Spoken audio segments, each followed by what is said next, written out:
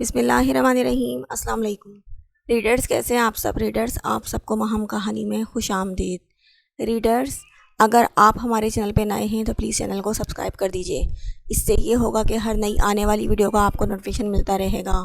اور اگر آپ کو اسٹوری اچھی لگے تو پلیز لائک کر دیا کیجئے اور کمنٹ کر کے ضرور بتایا کیجئے کہ آپ کو اسٹوری کیسی لگی۔ چلتے ہیں کہانی کی طرف۔ میں کیا سوچ رہا ہوں، جب منگنی ان دونوں کی ہے تو رنگ بھی دونوں کو ہی پہنانی چاہیے، کیوں دادو؟ ارم خان نے ارشمان کی دل کی بات اپنی زبان سے ادا کرتے ہوئے دادو کو گھسیٹا تھا۔ ہاں کیوں نہیں، انہوں نے اجازت دی تو ظاہرہ نے بے چینی سے حرم کی طرف دیکھا جو مسکراتے ہوئے چپ کر کے بیٹھے رہنے کا اشارہ کر رہی تھی۔ سبیکا نے اٹھتے ہوئے ارشمان کو جگہ دی تو وہ سرشار سا اس کے پہلو میں آ بیٹھا۔ عائشہ بیگم نے ارشمان کو رنگ پکڑائی تو حرم نے بھی ظاہرہ کے ہاتھ میں رنگ تھمائی تھی۔ ارشمان ہتھیلی پھیلائے اس کا منتظر تھا جو سفینہ بیگم کو تک رہی تھی۔ حرم نے اس کے کندھے پہ دباؤ بڑھایا تو ظاہرہ نے لمبی سانس کھینچتے ہوئے اپنا ہاتھ اس کی ہتھیلی میں تھما دیا تھا جسے وہ نرمی سے تھامتا تیسری انگلی میں اپنے نام کی انگوٹھی پہنانے لگا۔ ظاہرہ نے کپکپاتا ہاتھ ارشمان کے ہاتھ سے نکالتے ہوئے اسے بھی رنگ پہنائی تھی اور چاروں طرف مبارکباد کا شور اٹھا تھا۔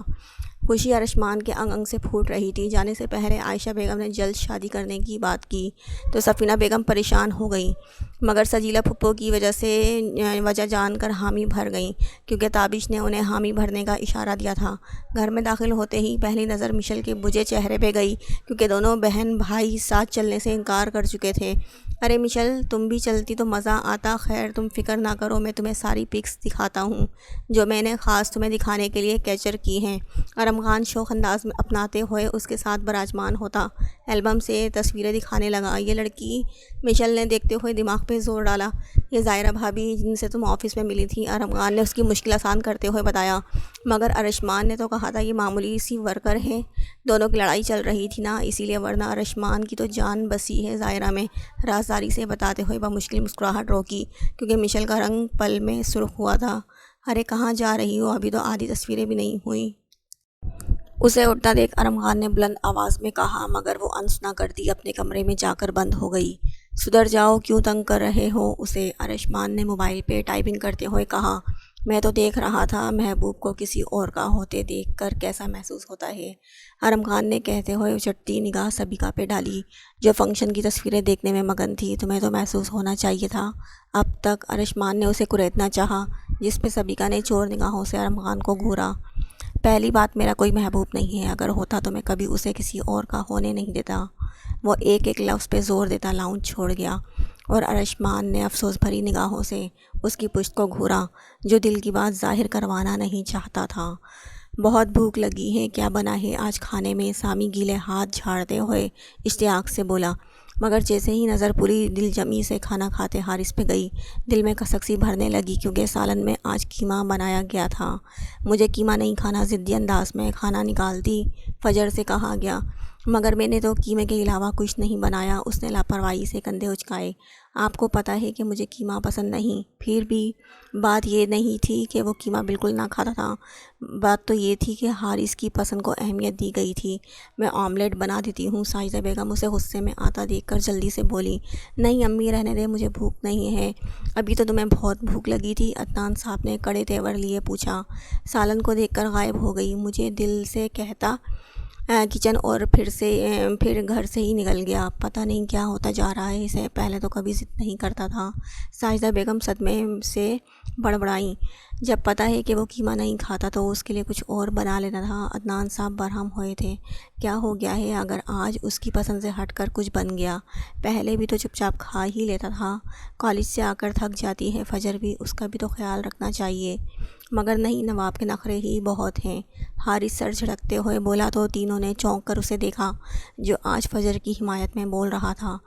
اب ایسے کیا دیکھ رہے ہیں؟ فجر دشمن تھوڑی ہے میری، ویسے بھی اونچ نیچ تو ہر تعلق میں رواں رہتی ہے۔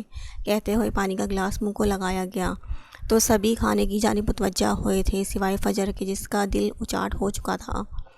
رات میں وہ کافی لیٹ گھر میں داخل ہوا۔ سڑکوں کی خاک چھانتے چھانتے ٹانگوں کے ساتھ دل بھی تھکتا محسوس ہونے لگا تھا۔ وہ آہستہ چال چلتا کمرے کی طرف بڑھ رہا تھا جب ساجدہ بیگم کی آواز نے اس کے قدم روکے۔ یقیناً تم نے کچھ نہیں کھایا ہوگا، چلو میں تمہیں کھانا دوں۔ لہجے میں حکم کی آمیزش تھی، اس لیے زبردستی مسکراتا ہوا ان کے ساتھ کچن کی طرف بڑھ گیا۔ سینڈوچ بنا دوں؟ چائے کے ساتھ بنا دیں؟ وہ وہیں پاس ٹکتے ہوئے آہستگی سے بولا، بہت پیار کرتے ہو فجر سے؟ بریڈ فریج سے نکالتے ہوئے نارمل انداز میں پوچھا گیا۔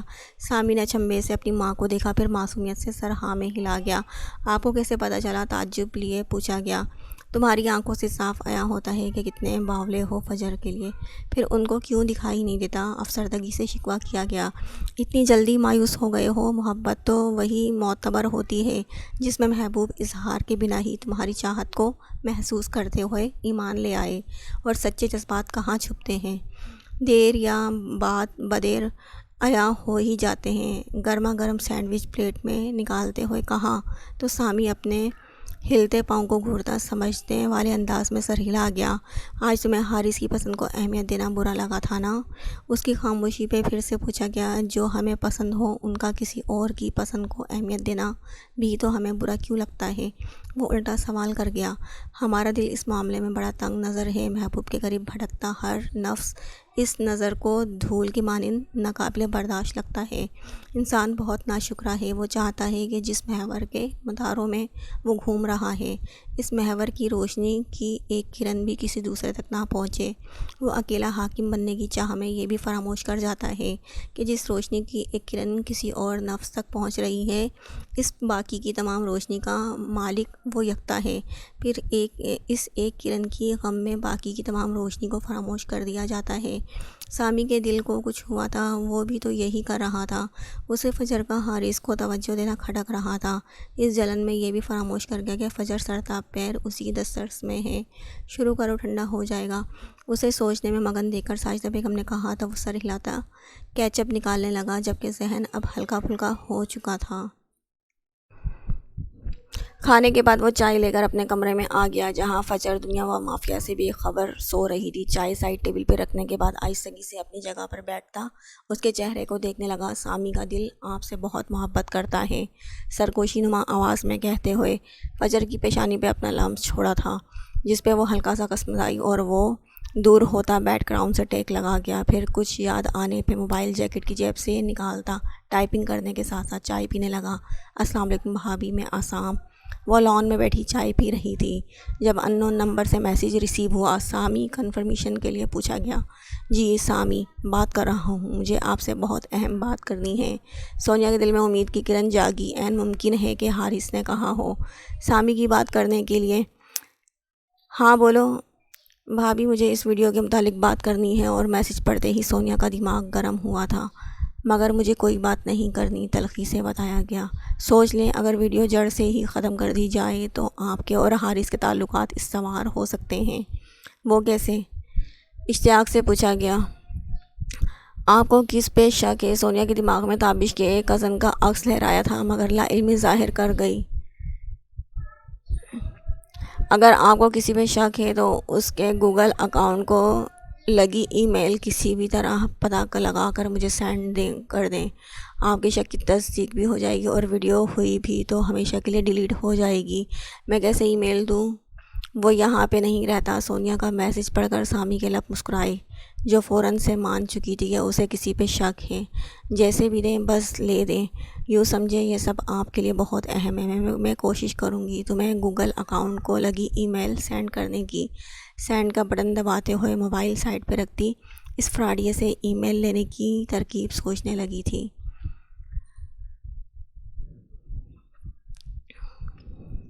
کافی دیر سوچنے کے بعد ایک ترکیب اس کے ذہن میں آ ہی چکی تھی، جس پہ اب سونیا کو جلد از جلد عمل کرنا تھا۔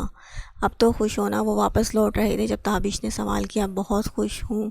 اندھیرے کو مٹانے کی کوشش میں لگائی گئی اسٹریٹ لائٹس کو دیکھنے میں مگن حرم نے اس کے سوال پر گردن موڑتے ہوئے خوشی سے بتایا۔ میں نے تمہیں خوش کیا، اب تمہارا بھی فرض ہے کہ تم بھی مجھے خوش کرو۔ تم نے کیسے خوش کیا؟ حیرانی سے پوچھتے ہوئے وہ تابش کو بھی حیران کر گئی۔ صبح سے تمہیں خوش کرنے میں لگا ہوں اور تم اب یہ صلہ دو گی؟ مجھے کیسے خوش کرنے میں لگے ہو؟ مسکراہٹ دباتے ہوئے پوچھا گیا۔ صبح سویرے تمہارے لیے اٹھا، پھر تمہیں لے کر بازار گیا۔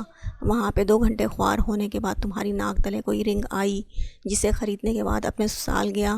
پھر وہاں جا کر جو چیزوں کی لسٹ ہماری وہ لے کر آیا، پھر سب مہمانوں کو کمپنی دی، پھر تمہارے اشارے میں فوٹو شوٹ کیا۔ ان کے جانے کے بعد اپنی ساس کو بمشکل راضی کیا کہ شادی کے انتظامات ہو جائیں گے، آپ فکر نہ کریں، سالی صاحبہ کو جلدی سے چلتا کریں۔ بالکل ویسے ہی کہا جیسا تم نے کہنے کو کہا۔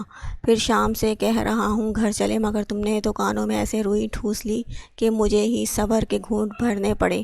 اب آدھی رات کو واپس آ رہا ہوں۔ اس سب میں تمہاری ہی تو خوشی شامل ہے، اور تمہاری خوشی کو تو اہمیت دی گئی ہے، مجھ بیچارے کی تو کوئی اہمیت ہی نہیں ہے۔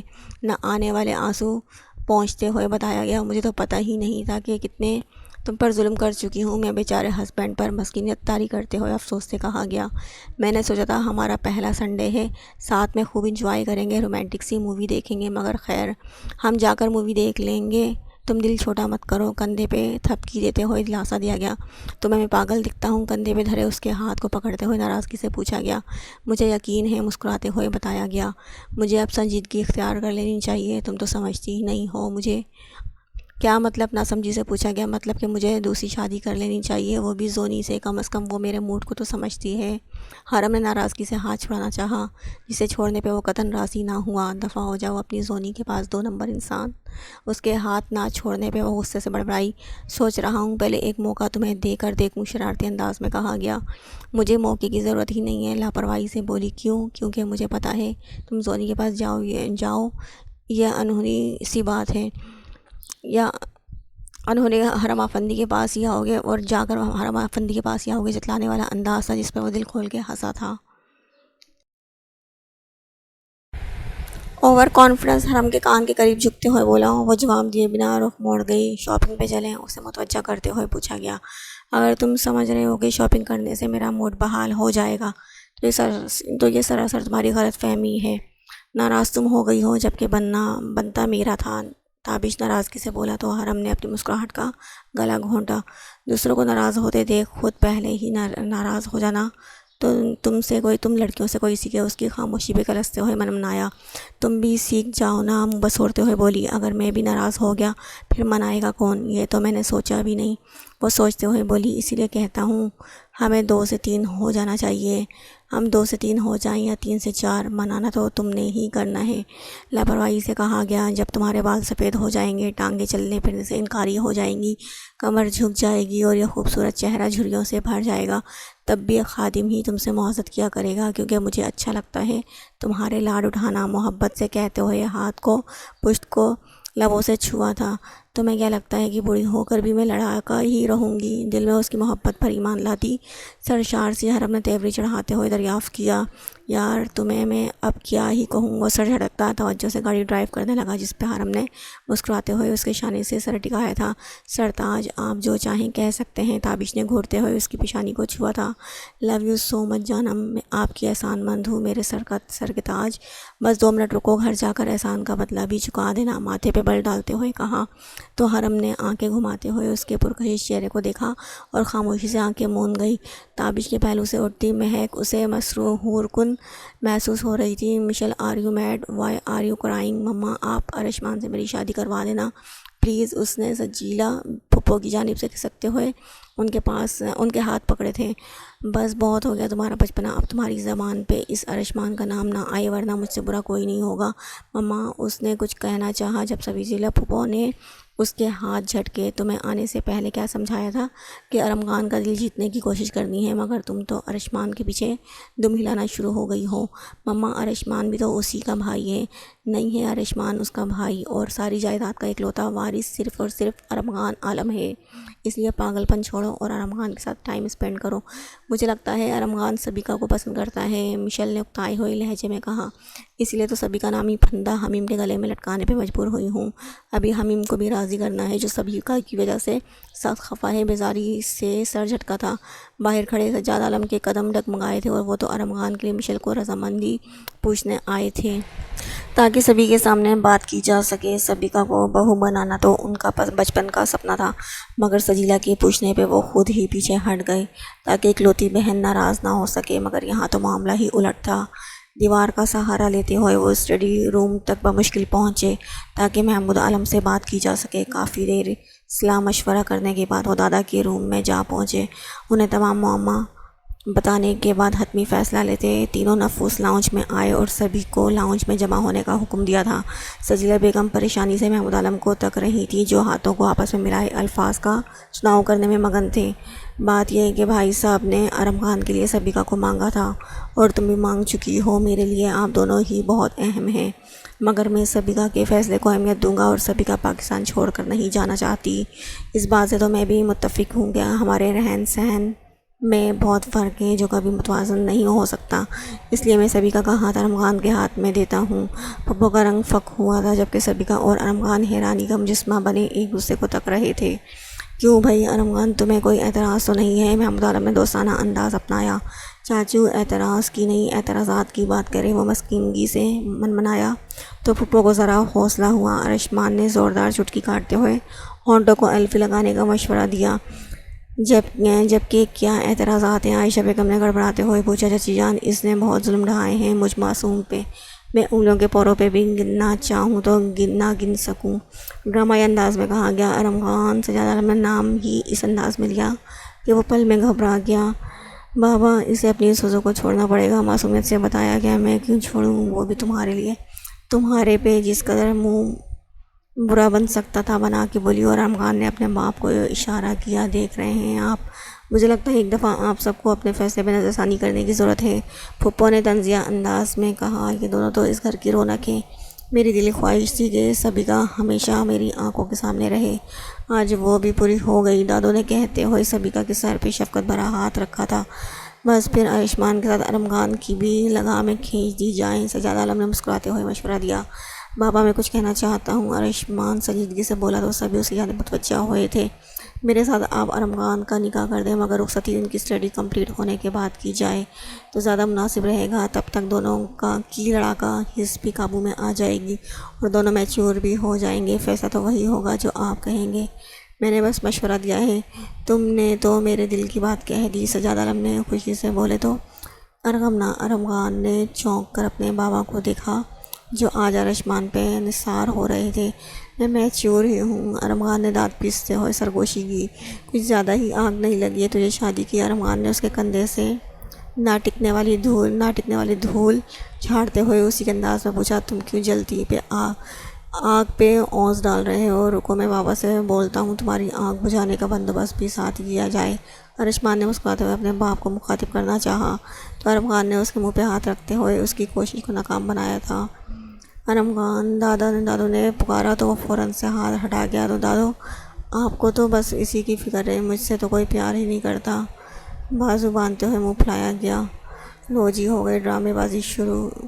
سبیکا بیگم نے بڑبڑاتے ہوئے لاؤنج چھوڑنا بہتر سمجھا کیونکہ پھپھو کی گھوڑیوں کی مزید تاب نہ لانا اس کے بس میں ہرگز نہ تھا، جبکہ ارم خان نے کھا جانے والی نظروں سے اس کا تعاقب کیا تھا۔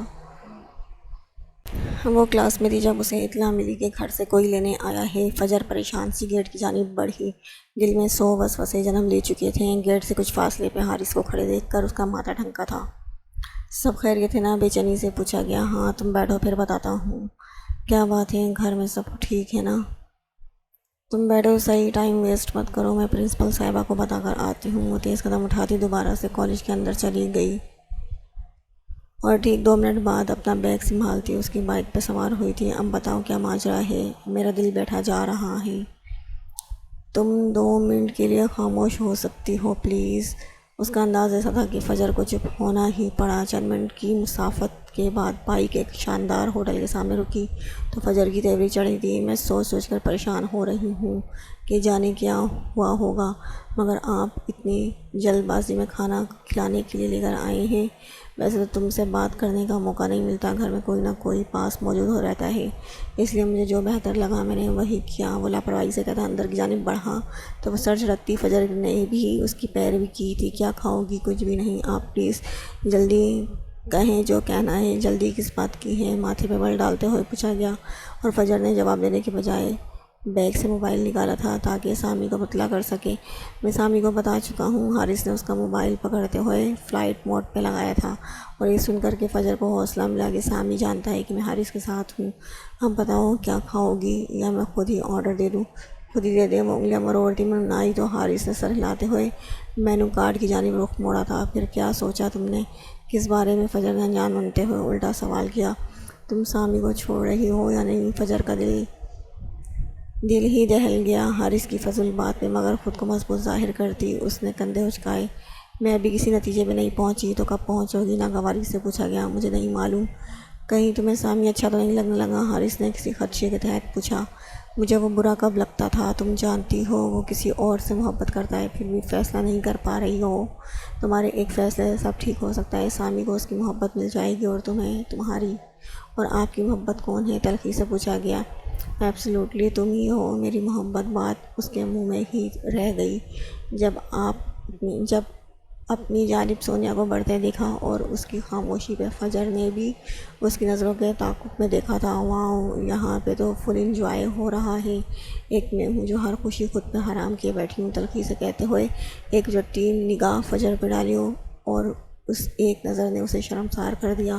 حارث نے لب بھیجتے ہوئے سرتا پیر اس کا جائزہ لیتا، شال میں لپٹا وجود ہر مصنوعی آرائش سے پاک چہرہ لیے وہ سادگی میں بھی فجر کو مات دے رہی تھی۔ حیرت تو فجر کو بھی ہو رہی تھی، ہر وقت بن ٹھن کر رہنے والی سونیا خود سے اتنی لاغرض ہو گئی تھی کہ آئی بروز کی شیپ تک درست نہیں کروائی تھی۔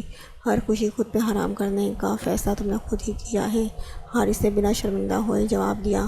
ویسے بھی سونیا کے چہرے پہ چھائی مایوس کن رنگ اس کی گردن مزید اکڑا گئے۔ وہ جو جانے سے پہلے فجر کے نہ ملنے کا طعنہ دے گئی تھی، اب اسے فجر کے ساتھ خوش دیکھ کر اندر تک کلس کر رہ گئی۔ آپ کو ذرا بھی فرق نہیں پڑتا میرے ہونے یا نہ ہونے سے؟ رونے کی صحیح کرتے ہوئے پوچھا گیا۔ نہیں، مجھے بالکل بھی فرق نہیں پڑتا، ویسے بھی میں اور فجر بہت جلد شادی کرنے والے ہیں، انداز اتلانے والا تھا۔ سونیا لڑکھڑا کر 2 قدم پیچھے ہٹتی دل کے مقام پہ ہاتھ رکھ گئی، اس سے پہلے کہ وہ زمین بوس ہوتی۔ زونی نے آ کر اسے تھاما تھا۔ زونی آج زبردستی اسے شاپنگ کے لیے لے کر آئی تھی۔ سونیا کو بھوک لگ رہی تھی، اس لیے دونوں مال کے قریب بنے ہوٹل میں چلے آئیں، اور یہاں آ کر زونی کو معلوم ہوا کہ ایک شاپنگ بیگ مال میں ہی رہ گیا ہے۔ وہ سونیا کو وہیں رکنے کا کہتی خود مال میں واپس چلی گئی۔ اب واپس آئی تو سونیا کو کسی ٹیبل کے قریب کھڑے پا کر پریشان سی اس کی جانب بڑھی، مگر وہاں پہنچنے پہ اسے معاملے کی سنگینی کا علم ہوا تھا۔ سونیا، چلو تم یہاں سے، ایسے نہ قدرو گے، منہ نہیں لگتے، سونی نے دونوں نفوس میں ناگوار نظر ڈالتے ہوئے کہا۔ میری بات سنو سونیا۔ فجر نے کچھ کہنا چاہا تو سونی نے اس کی بات کاٹی تھی۔ اب سننے سنانے کو کچھ بچا ہے کیا؟ اور بہت جلد تمہیں خلا کے پیپر مل جائیں گے، ہماری سونیا کو لڑکوں کی کمی نہیں ہے، وہ جتلاتے ہوئے بولی تو حارث نے مذاق اڑاتی نظروں سے اسے دیکھا، جیسے کہہ رہا ہوں سچ میں ایسا ممکن ہے؟ چلو سونیا یہاں سے۔ وہ اسے اپنے ساتھ گھسیٹتی ہوئی ہوٹل کی حدود سے باہر نکلتی چلی گئی، اور حارث کی بے چین نگاہوں نے دروازے تک ان کا پیچھا کیا تھا۔ پھر افسردہ سانس بھرتے ہوئے فجر کی جانب متوجہ ہوا، جو پریشانی سے نظریں جھکائی ٹانگ ہلانے میں مصروف تھی۔ ویٹر کھانا لگا کر گیا تو حارث نے اسے کھانے کی جانب متوجہ کیا، مگر وہ سر نہ میں ہلا گئی۔ تم کیوں پریشان ہو رہی ہو؟ بے فکر ہو کر کھانا کھاؤ، اگر جلدی گھر جانا ہے تو، کیونکہ کھانا کھائے بغیر میں یہاں سے نہیں ہلنے والا۔ وہ کھانا پلیٹ میں نکالتا بولا تو فجر نے اسے گھورتے ہوئے پانی کا گلاس ہونٹوں کو لگایا تھا۔ وہ کب سے فجر کے انتظار میں کھڑا تھا، مگر گارڈ کے بتانے پہ اسے حیرت کا جھٹکا لگا کہ وہ تو کب سے جا چکی ہے۔ حارث کے ساتھ گئی یا ابو جی کے ساتھ؟ اس نے خود سے سوال کرتے ہوئے فجر کو کال ملائی، مگر نمبر بند جا رہا تھا۔ پھر ماتھا مسلتے ہوئے حارث کا نمبر ڈائل کیا، بیل تو جا رہی تھی مگر وہ ریسیو نہیں کر رہا تھا۔ کئی بار ڈائل کرنے کے بعد اس نے حارث اور فجر کی لاسٹ لوکیشن چیک کی اور دونوں کی سیم لوکیشن دیکھ کر اس کا دماغ گھومنے لگا تھا۔ کالج کے باہر رکنے سے رہا اور گھر جا کر ساجدہ بیگم کے سوالوں کی شروع ہونے والے انبار میں جواب اس کے پاس ہرگز موجود نہ تھا، اس لیے سڑکوں کی خاک چھاننے کو ترجیح دی تھی۔ موبائل رنگ ہونے پہ اس نے بائک روکتے ہوئے موبائل جیب سے نکالا، اس امید پہ کہ فجر کی کال ہوگی، مگر سونیا کے جگمگاتے نمبر پہ نگاہ پڑتے ہی اس کی تیوری چڑھی اور یس کا بٹن دباتے ہوئے موبائل کان سے لگا گیا۔ تم مجھے اور حارث کو ایک کرنے کی جدوجہد میں اپنی بیوی کو یکسر فراموش کر گئے ہو، جو کہ ہماری جدائی کا باعث بن چکی ہے۔ وہ چھوٹتے ہی بولی تھی، کیا مطلب ہے؟ سمجھا نہیں۔ تمہاری ناک کے نیچے کھیل رچایا جا رہا ہے اور تم لا علم ہو۔ حیرت ہے بھائی، کیا آپ کھل کے بتائیں گی؟ وہ بیزار معلوم ہوا۔ آج ہوٹل میں دیکھا تھا، دونوں کو بہت خوش تھے، ساتھ میں یہ ہی نہیں دونوں جلد شادی کا ارادہ رکھتے ہیں۔ سامی کے ہاتھ میں پکڑا موبائل پل کو لرزا تھا۔ یہ آپ سے انہوں نے خود کہا؟ حارث نے کہا ہے مجھ سے۔ فجر بھی پاس ہی تھی، بالکل خاموش، اور خاموشی کا مطلب سمجھتے ہو نا تم؟ اس سے زیادہ سننے کی تاب نہ لاتے ہوئے وہ کال ڈسکنیکٹ کر گیا۔ دماغ نظام شمسی کی مانند گھوم رہا تھا اور دل ٹوٹ پھوٹ کا شکار ہونے لگا تھا۔ دوپہر سے شام اور شام سے رات ہو گئی مگر سامی کا کچھ اتا پتہ نہ تھا۔ فجر کا مارے ٹینشن کے برا حال ہونے لگا۔ ساجدہ بیگم کو تو یہ کہہ کر دلاسا دے چکی تھی کہ سامی نے کال پہ لیٹ آنے کا کہا ہے، وہ اپنے کسی دوست کے ساتھ ہے۔ کچن کا سارا کام نپٹاتی وہ کمرے میں چلی آئی اور سامی کا نمبر ڈائل کرنے لگی جو شام سے بند جا رہا تھا۔ اب بھی نمبر بند ہی جا بتایا گیا تھا۔ وہ پریشان سی گھڑی کی ٹک ٹک کو دیکھنے لگی جو 10 کا ہنسا عبور کر رہی تھی۔ بیٹھے بیٹھے تھک گئی تو اٹھ کر چکر کاٹنے لگی کیونکہ اسے ڈر تھا کہ لیٹنے سے نیند قابض ہو جائے گی۔ فجر کی نظر سامی کے لیپ ٹاپ پہ پڑی تو اس کے چلتے قدموں کو بریک لگی۔ آج تو اسے کھول کر ہی دم لوں گی، دل میں ارادہ باندھتے ہوئے وہ لیپ ٹاپ لے کر بیڈ پہ بیٹھ گئی۔ کیا پاسورڈ ہو سکتا ہے سوچتے ہوئے بڑبڑانے لگی، میں سامی کو کس نام سے پکارتی ہوں؟ وہ کہہ رہا تھا جس نام سے میں اسے پکارتی ہوں وہی پاسورڈ ہے، مگر میں نے تو اسے سامی ہی کہتی ہوں۔ فجر نے سوچتے ہوئے سامی ٹائپ کیا مگر رانگ پاسورڈ مچڑانے لگا۔ اپنا نام ٹائپ کر کے دیکھتی ہوں مگر بے سود چوڑا میراسی جانے کیا کیا ٹائپ کر چکی مگر نتیجہ 0 نکلا۔ تو لیپ ٹاپ کو بند کرتے ہوئے سائڈ پہ ہانکتی سر تھام گئی۔ 11 بجے کے بعد وہ تھکا سا کمرے کی دہلیز میں داخل ہوا تو فجر اس کی جانب متوجہ ہوتی لیٹ آنے کی وجہ پوچھنے لگی مگر وہ انسنا کرتا باتھ روم میں گھس گیا۔ بندہ کال کر کے بتا ہی دیتا ہے کہ کہاں ہو، کب آؤں گا، مگر نہیں، تمہیں تو شوق ہے دوسروں کو شوق دینے کا۔ اور سامی نے تنزیہ نظروں سے اسے دیکھتے ہوئے لحاف میں گھسنا بہتر سمجھا۔ سامی میں کچھ پوچھ رہی ہوں تم سے، تم سن رہے ہو؟ آپ چپ کریں گی یا میں کمرے سے ہی نکل جاؤں؟ بیزاری سے پوچھا گیا۔ فجر خاموشی اختیار کرتی رخ موڑ کر لیٹتی سامی کی بے رخی پہ آنسو بہانے لگی۔ وہ کچھ دیر اگنور کرتا رہا مگر جب اس کی سسکاریاں کمرے کی خاموشی میں ارتعاش پیدا کرنے لگی تو سامی کا دماغ بھگ سے اڑا تھا اور وہ سر جھٹکتے ہوئے فجر کی جانب کھسکا۔ کیا چاہتی ہیں آپ؟ فجر اس کے دہکتے لمس کو اپنی گردن میں محسوس کرتے ہوئے جی جان سے لرزی تھی۔ اب میں نے کیا کیا ہے؟ ہکلاتے ہوئے پوچھا گیا۔ یہ ٹسوے بہا کر کیا ثابت کرنا چاہتی ہیں آپ؟ سامی دور رہ کر بات کرو۔ اس کی سختی سے بڑھتی ہوئی گرفت پہ فجر کا حلق تک خشک ہونے لگا تھا۔ میرے قریب آنا برا لگ رہا ہے مگر دوسروں کے لیے وقت گزاری کا سامان بنتے ہوئے ذرا بھی حد تک محسوس نہیں ہوتی آپ کو؟ حلال رشتے کو چھوڑ کر حرام کو ترجیح دیتے ہوئے آپ کا دل نہیں کانپتا؟ کیا بکواس کر رہے ہو؟ وہ اس کے حصار میں بن آپ مچھلی کی مانند تڑپی تھی۔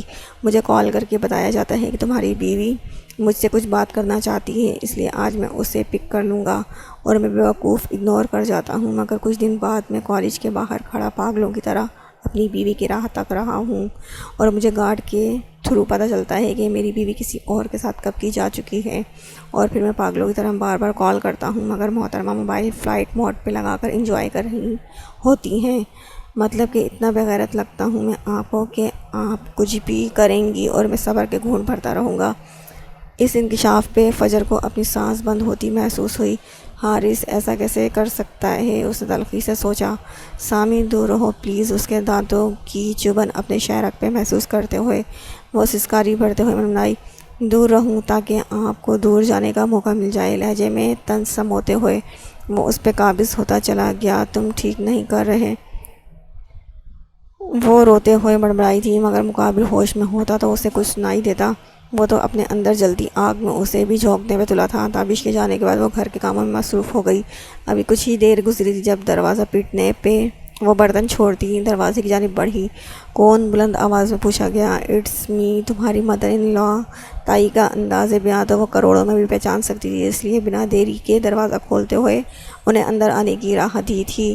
حرم نے مسکراتے ہوئے خوش دلی سے احوال دریافت کیا جس پہ وہ ادھر ادھر دیکھتے ہوئے سر ہلا گئی۔ اندر آئیں نا، یہ میرے سن کا گھر ہے اینڈ مجھے کسی کی پرمیشن درکار نہیں ہے ان سائڈ یا آؤٹ سائڈ جانے کے لیے، وہ گردن اکڑا کر کہتی اندر کی جانب بڑھ گئی تو حرم نے بھی سر نامے ہلاتے ہوئے ان کی پیروی کی تھی۔